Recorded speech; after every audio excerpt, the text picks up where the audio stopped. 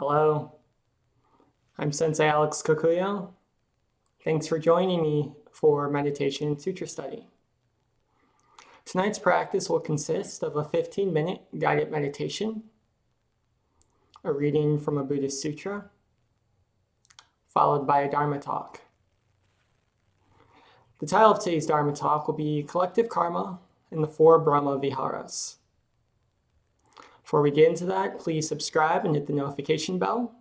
That way you'll be notified when I post talks in the future. If you wouldn't mind hitting the like button, that'd be great too.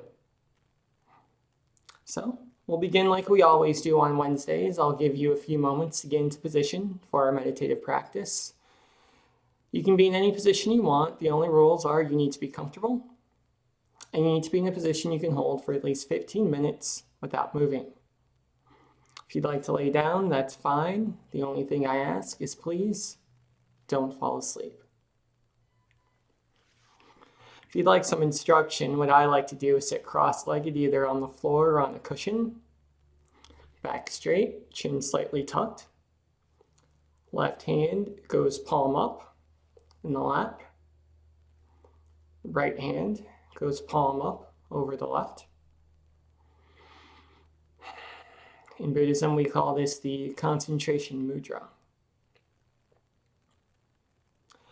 We can have our eyes closed if we like, or if we prefer to have them open, that's fine. Just point them downwards at a 45-degree angle to avoid visual distractions.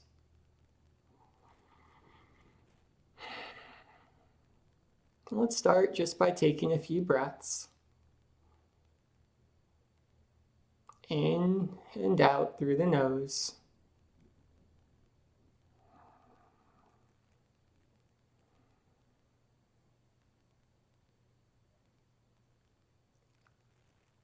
Breathing in this way through the nose, as opposed to through the mouth, engages the parasympathetic portion of our nervous system. It tells our body that we're safe and that we can relax.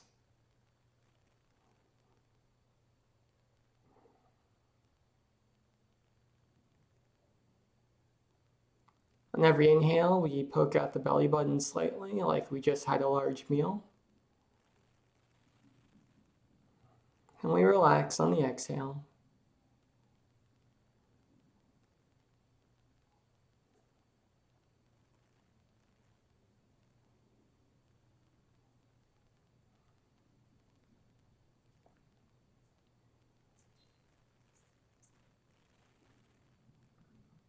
If we're wondering what to do with our mind, we can bring our focus to the physical sensations of our breathing. The feeling of air moving in and out of our nose.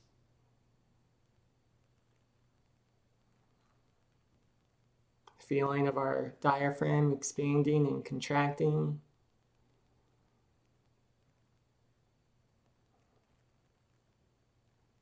The feeling of our clothing against our skin.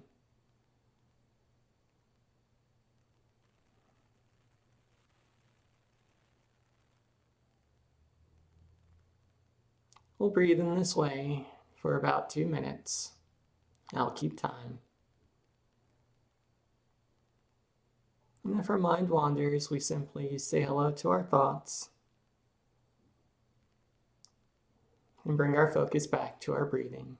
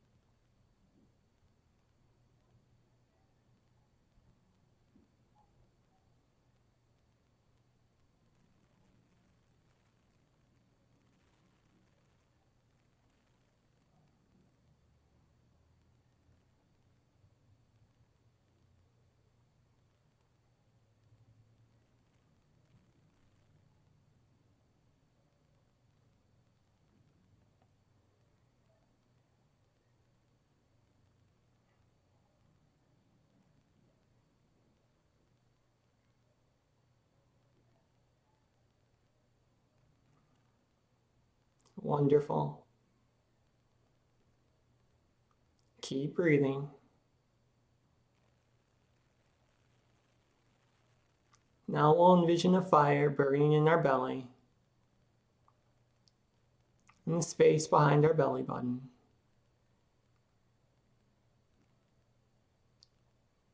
The fire burns just like a campfire in the woods, and it's our favorite color. If we like blue, the fire is blue. If we like green, the fire is green.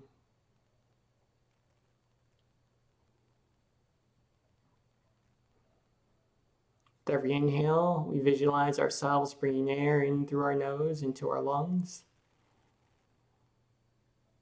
And every exhale, we breathe out through our nose and visualize ourselves blowing on the fire, feeding it oxygen just like we would a campfire in the woods, making it bigger and brighter with every breath.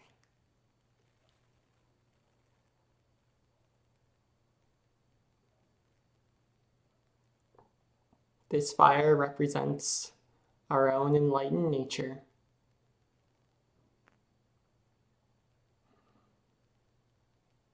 And we're just going to feed that enlightenment for a while.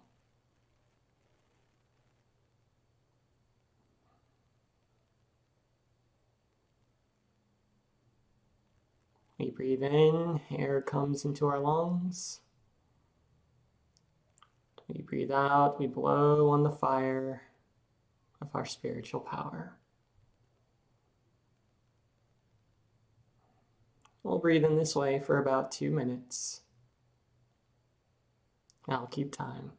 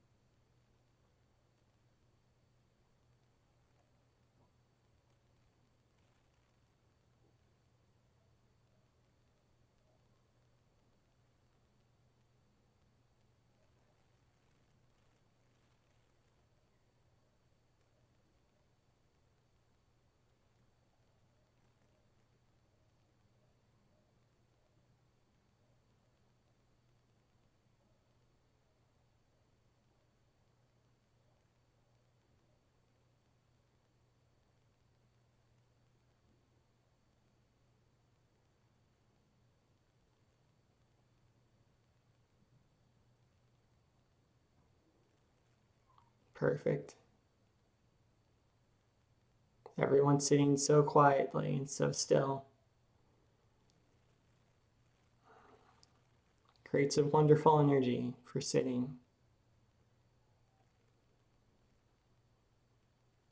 Now we'll continue with our visualization by sending a channel of energy down from our belly deep into the center of the earth. And once we get there, we find an energy that's identical to our own. If the fire of our enlightenment is blue, the earth's energy is blue. If our spiritual power is green, the earth's energy is green.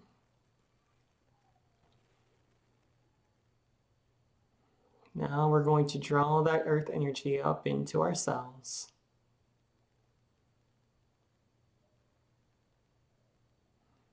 With every inhale, we visualize energy coming up from the earth, reaching our belly, blending with our own spiritual power. And with every exhale, we blow on that power, on that fire, making it even bigger and even brighter.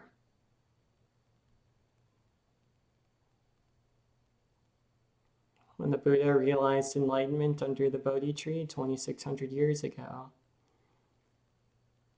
he did so with the support of the earth. And now we'll do the same.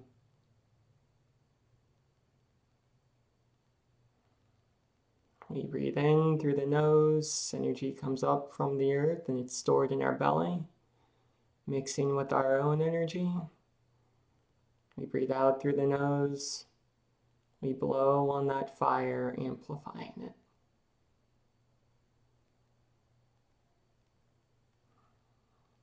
We'll breathe in this way for about 2 minutes. I'll keep time.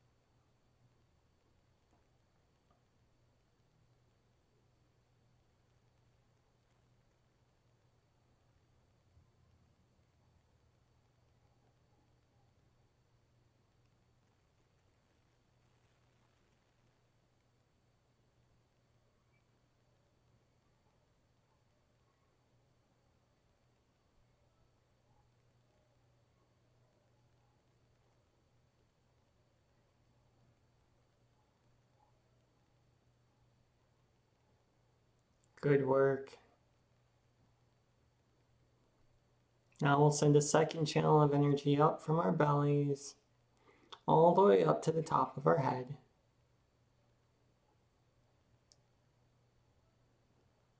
With every inhale, we visualize energy coming up from the earth,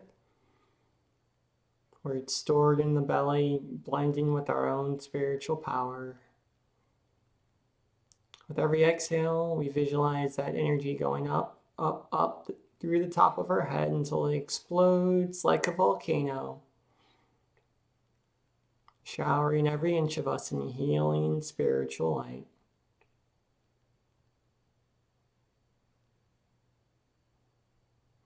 We breathe in, energy comes up from the earth, reaching our belly. We breathe out like a bellows. We push that energy up till it explodes from the top of our head.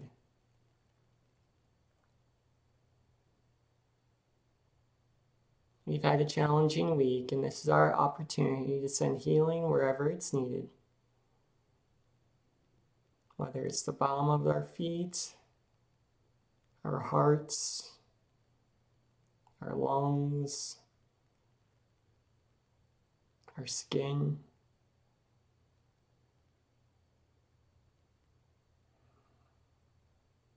We'll breathe in this way for about a minute. I'll keep time.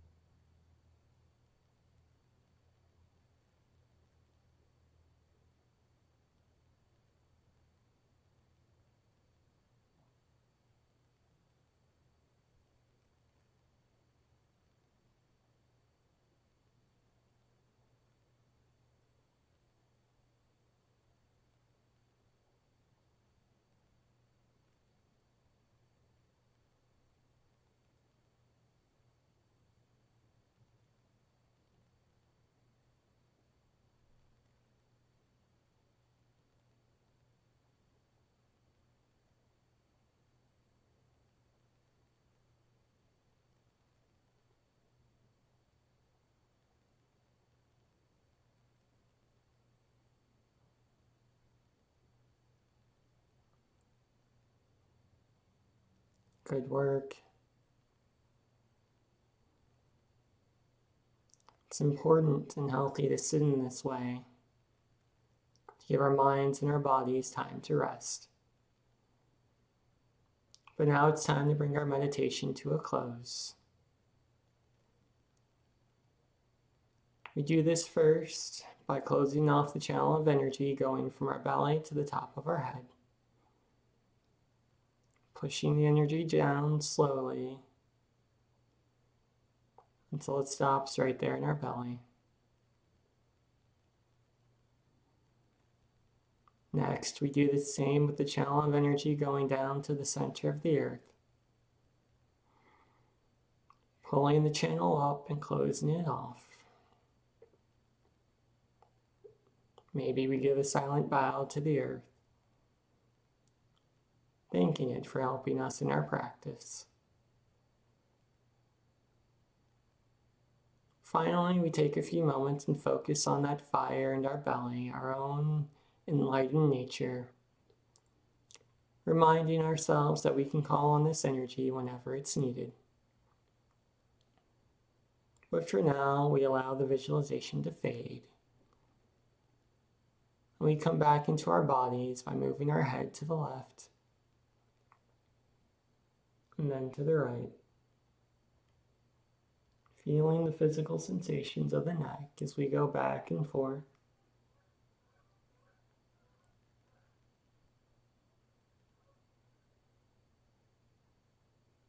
Slowly we come back to center. We roll the shoulders forward and back, alternating as needed. Feeling our clothing against our skin, our muscles expanding and contracting. Finally, we let our shoulders hang limp towards the floor. And if our eyes are closed, when we're ready, we open them. I'll give you about 30 seconds to do that.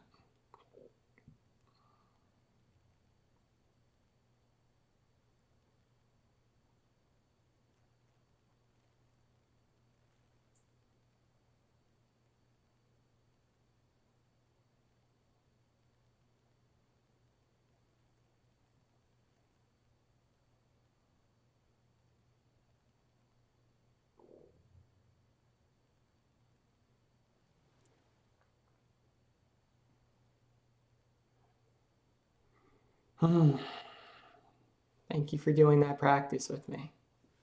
I appreciate your support. I hope I was helpful to you as well.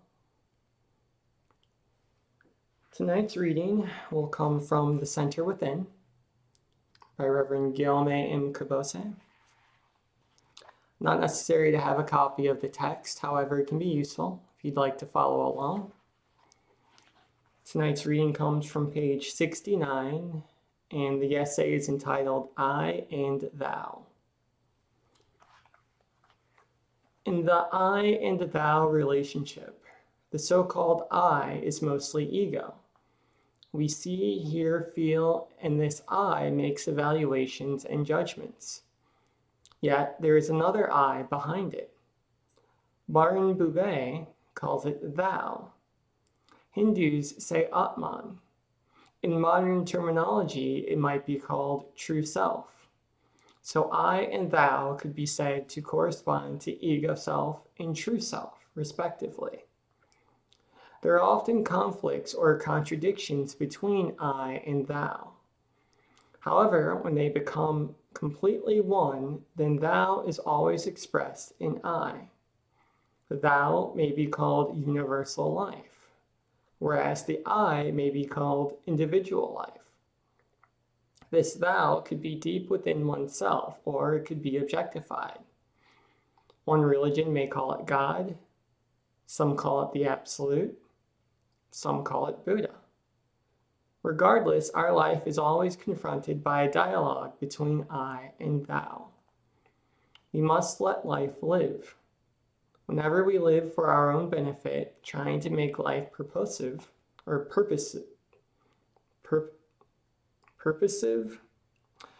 then life becomes a difficult thing. Yet there is a purpose, and yet when we are actually doing something, there is no purpose. A purposeless purpose. What a contradictory statement. Yet, that is how life actually is. Rationality and irrationality go together at the same time. Life is a contradiction. And yet this contradiction is not a contradiction. It is complementary. We are living in a relative world where I is the center and all things surround me in relationships. We cannot escape this relative world. Yet it is a relative, yes, it is a relative world, but totality is not relative. It is absolute. Buddhism teaches us to live an absolute life in a relative world. This is the true life where thou and I become completely one.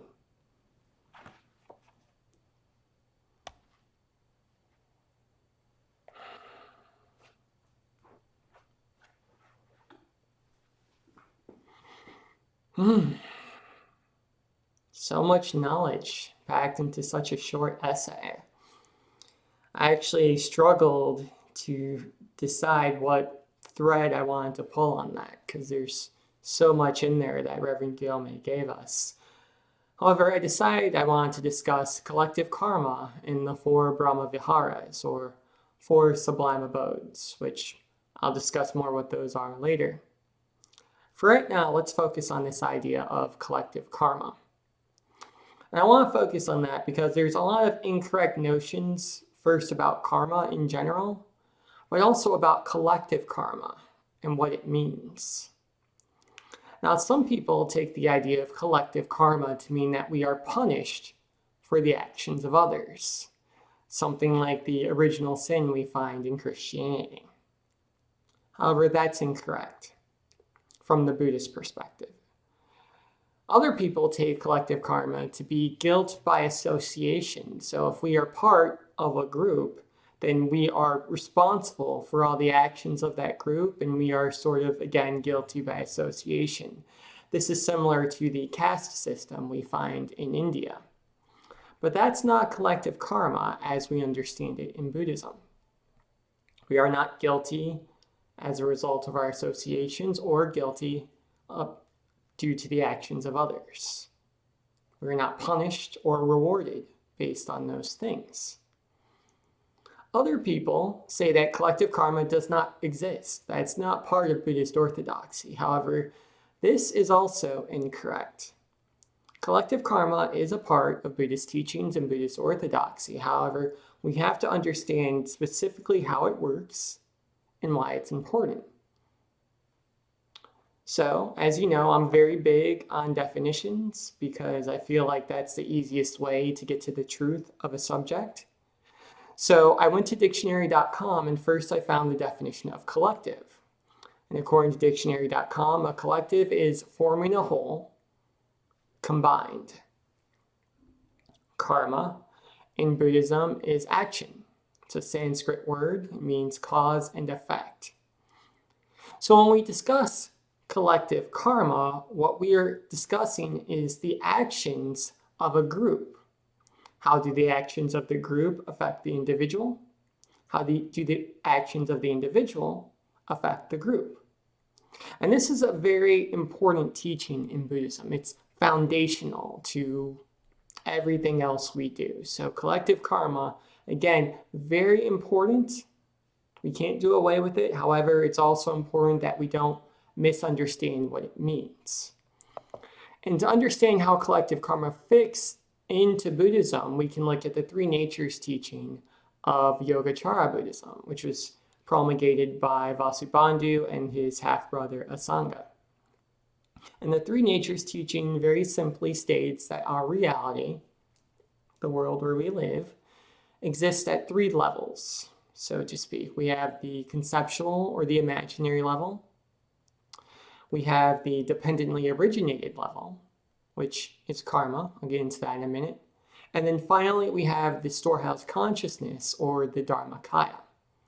Now, it should be noted that these three levels aren't really three separate levels. There's only one Buddha body. However, skillful means that we can understand what we're talking about. We break it into sections in the same way that that's a floor and that's the wall and that's the ceiling.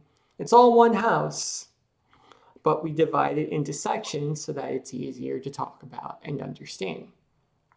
So the way this works from the Buddhist understanding is that we have the storehouse consciousness, we have the Dharmakaya, the Buddha body, and karmic seeds, both positive and negative, are planted in that Buddha body through our actions and the actions of other people. And just like seeds in a garden, they ripen when conditions are correct.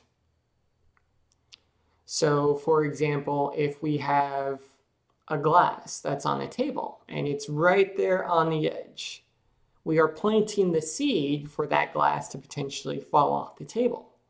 But it won't fall until conditions are right. So let's say that glass is right there on the edge of the table. Someone bumps the table shakes.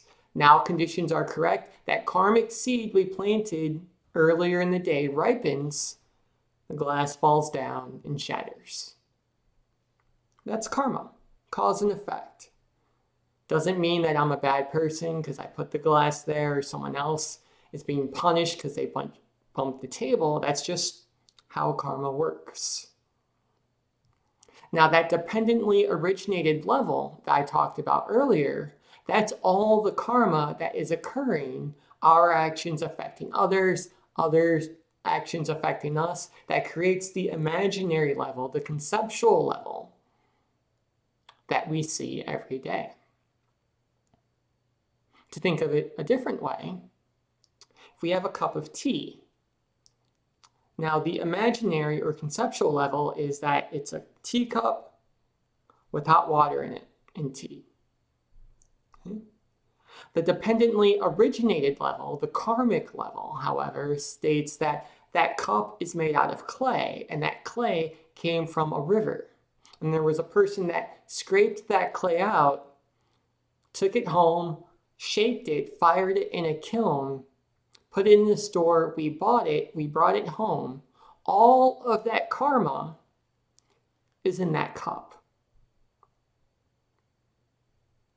And then below that dependently originated level, that karmic level, we have the fact that the person, the cup, I am all part of the Buddha body, all part of the Dharmakaya, also known as the storehouse consciousness.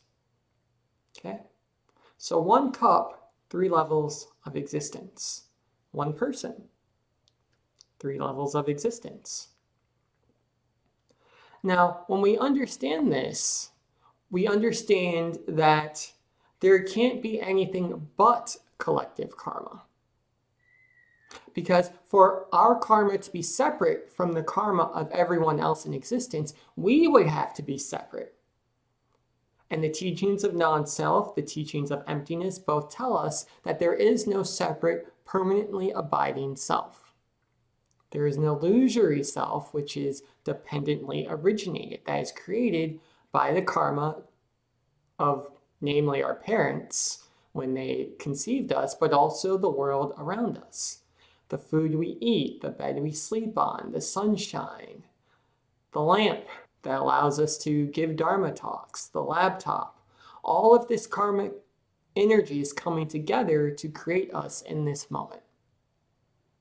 All karma is collective, and at the same time, it's individual.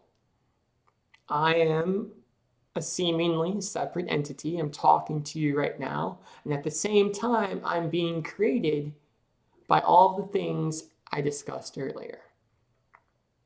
This is the contradiction that Reverend Gilme was speaking of in the text. We are individuals and we are part of a collective whole all at the same time. Our karma is individual and collective all at the same time. Like a forest. We have one forest, but there are many trees in that forest. If one of those trees catches on fire, the entire forest is affected.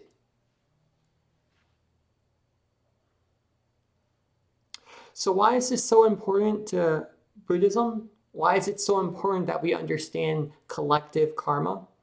Because, like I said, this is one of the foundational teachings of the path. A lot of the other things we understand in Buddhism are built off of this idea. The first being the concept of universal Buddhahood. I've said many times in my talk that you are a Buddha, that you have inherent enlightenment, also called Hongaku. Thus, our practice is not one of attaining something new. It's realizing who we really are, manifesting our own Buddha nature. But what is it that makes us Buddhas? It's our collective karma. Remember, we are the result of karmic seeds planted in the Dharmakaya, in the Buddha body itself. So we are Buddhas because we come from Buddha, in the same way that a wave is water because it comes from the ocean. No collective karma, no Buddha body, no original, no inherent enlightened nature. The Bodhisattva path also doesn't make any sense without an understanding of collective karma. A Bodhisattva in Buddhism is a celestial being who has realized full and complete enlightenment, anuttara samyak sambodhi, but they have decided, instead of entering parinirvana, leaving the cycle of samsara, they're going to stay here in this world and continuing working for the benefit of all beings until all beings realize anuttara samyak sambodhi. Now, we understand this as them doing that out of compassion. And they are very compassionate beings. But that compassion is born out of wisdom. Wisdom that we are all interconnected, interdependent one upon another due to our collective karma. So they understand that they can't truly realize enlightenment until all beings realize enlightenment. They, like us, do not possess a separate, permanently abiding self. So they are compassionate, yes, but they are also wise. They understand the reality of our world. They've gone beyond the conceptual illusory level, beyond even the dependently originated level, the level of karma. They fully see and understand the Buddha body. So they understand it doesn't make sense to try to leave samsara unless everyone can leave with us. This is the path of Kannon, the Bodhisattva of compassion. This is the reason that Amida, the Buddha of infinite light, does his work. Jizo, the Bodhisattva of hell beings. Think about that for a moment. Why would you care about the benefit, about the livelihood of demons in hell? Why would you work for their benefit unless you understood that your life energy was tied to theirs? That your enlightenment was tied to theirs? It doesn't make sense otherwise. And also, the practice I'm always telling you that our daily life is our spiritual life, that the little things we do every day make a difference in the world, doesn't make sense without an understanding of collective karma. Because if our karma is collective, then everything we do affects everyone else. So every time we wash the dishes, every time we take out the trash, every time we say something nice and life-affirming to a loved one or a coworker, yeah, we're helping that individual, but we're also helping the rest of the Buddha body. But that's only possible. Daily life can only be spiritual practice if our karma is collective. And because our karma is collective, every time we work for the benefit of ourselves or other people, we are in fact working for the benefit of all sentient beings. So collective karma, far from being something that can cause us to be punished because of the actions of others, is a way for us to benefit everyone in the universe through our everyday actions. But in order to do this, we have to understand that they are part of us and vice versa. This is where true compassion comes from. The understanding of our interconnection, our interpenetration with other people. I like to use the example of my own hands. I understand my hands are a part of me,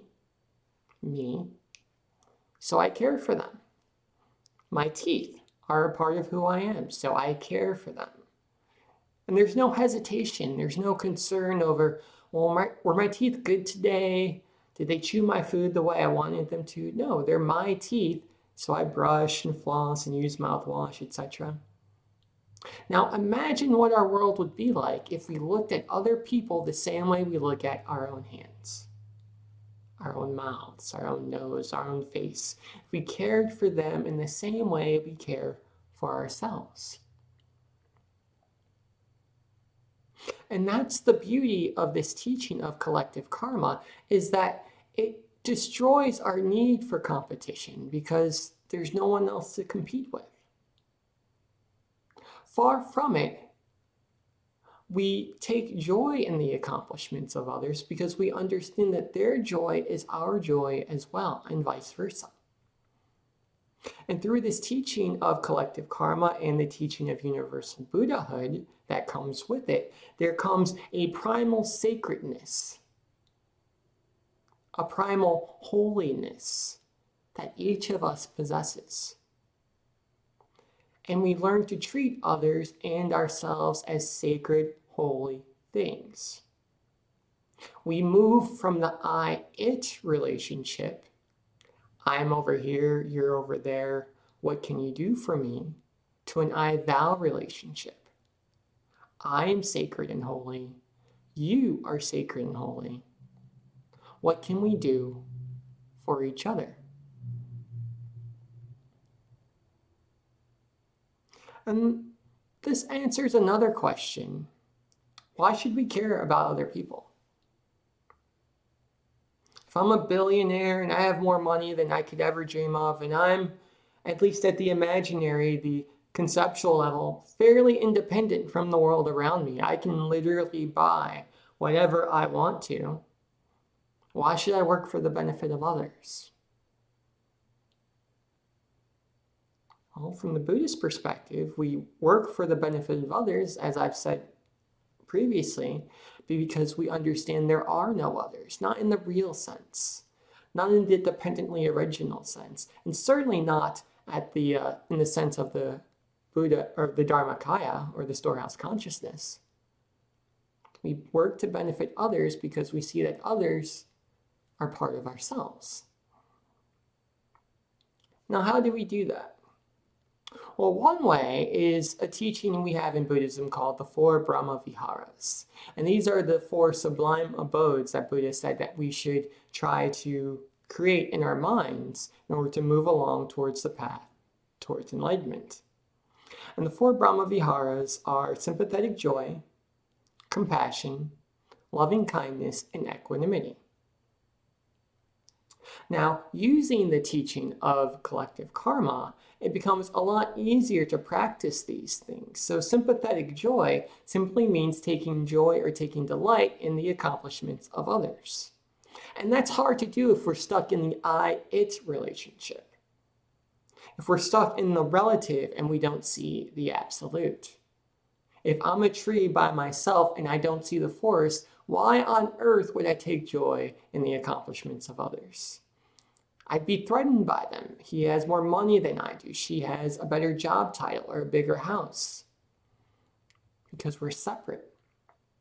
But if I see that they and I are the same thing in the absolute sense, then I'm very happy when other people accomplish their goals.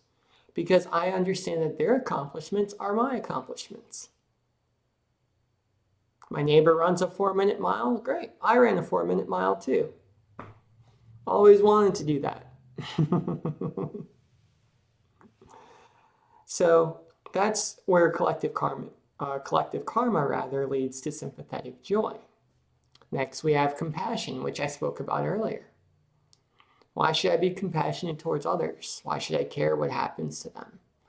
Because if I'm living in the I-thou relationship, I see them as my hands, as my skin, as my bones. And I care for them the same way I care for my own physical body. There's a Buddhist story where a student asked a teacher, what does Kannan, the Bodhisattva of compassion, what does Kannan do with all of those hands? How does she care for the sentient beings of the world? And the teacher responds, it's like reaching for the cool side of the pillow in the night. So if you look at Buddhist iconography, Kannan is usually shown as having 1,000,000 hands. And each one of those hands has a different tool or a different type of medicine that she uses to heal the suffering of the world. But how does she know how to use those hands? And what the teacher is telling the student is she doesn't even have to think about it. In the same way we make up in the middle of the night, grab the pillow, turn it over, and go back to sleep without thinking about it, because that's just what we do. We care for ourselves naturally. Kannan, seeing all sentient beings as part of herself, is naturally compassionate towards them. She cares for them like reaching and grabbing the cool side of the pillow. Next, we have loving kindness, which is similar to compassion. It's a little bit more active, where compassion is removing suffering, loving kindness is actively creating joy. Right? So, trying to think of a good example. Let's say you're living at home. Compassion would be washing the dishes so your spouse doesn't have to, removing suffering. Loving kindness would be making a meal so that they have something good to eat. Very, very similar, two sides of the same coin, you might say, but different enough that it's helpful to have two different words. Loving kindness, again, makes sense if we understand collective karma, if we understand that we are all part of the same Buddha body. So using my earlier example, if I understand that my karma is associated with the karma of the person I live with, not to say I'm punished when they do something, but just that I'm affected by their life and they are affected by my life, sure, why not bake dinner? Why not wash the dishes? Why not take out the trash? Yes, it benefits them, which is wonderful. But it also benefits me as well because we live in the same house. Understanding that we all come from the same Buddha body means that we understand we are all living in the same house, on the same planet. And this makes it very easy for us to be loving towards one another.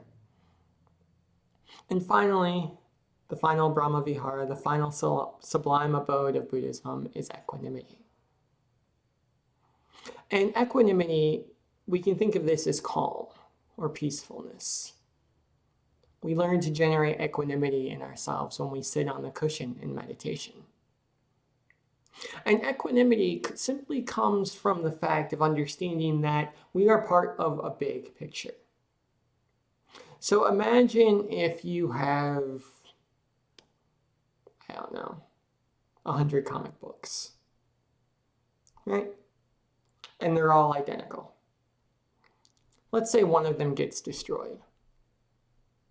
Well, if you know you have 99 other comic books, then you're going to be upset, yes, when the one gets destroyed. You don't want that, but it doesn't hurt as much because you know you have others. You see the big picture, right?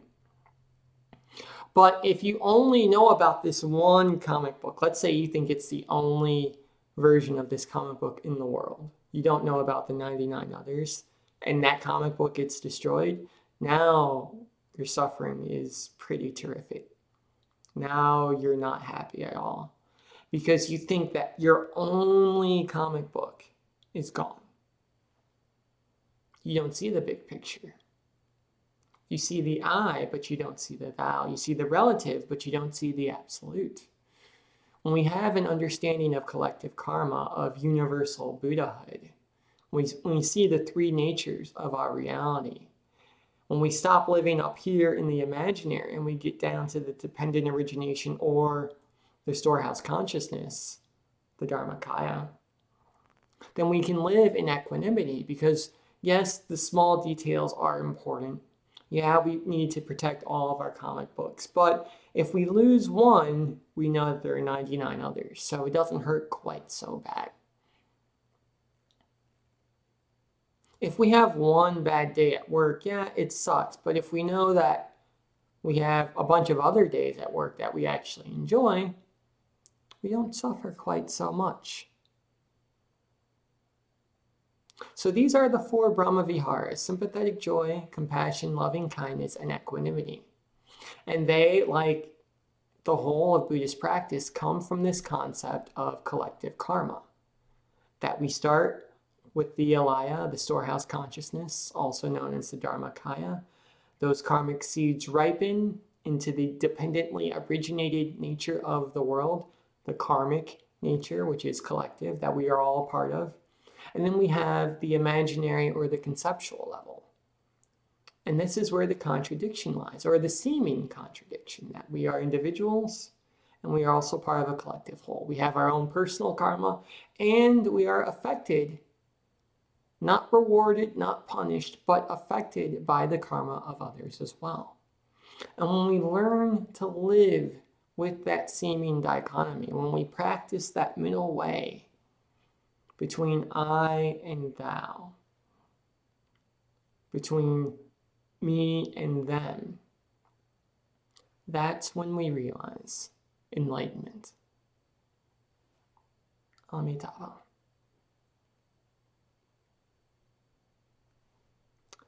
So that was the talk for today. I hope it was helpful. I'll just end with a few announcements. First, if you haven't already, please make sure you subscribe to the channel and hit the notification bell. That way you'll be notified when I post talks in the future. If you'd hit the like button, it'd be a huge help to me. I'd appreciate it. I'd also like to hear your thoughts on collective karma, so please leave them in the chat. I'll be sure to respond. This was Meditation and Sutra Study. We do it every Wednesday at 7 p.m., broadcast right here at this channel. Every Sunday, we do a slightly different practice called Dharma Sunday, a little less involved. I take some topic from pop culture or the news. We read about it for a little while, and then I discuss it from a Buddhist perspective. So, I hope to see you there. Until next time, Amitabha.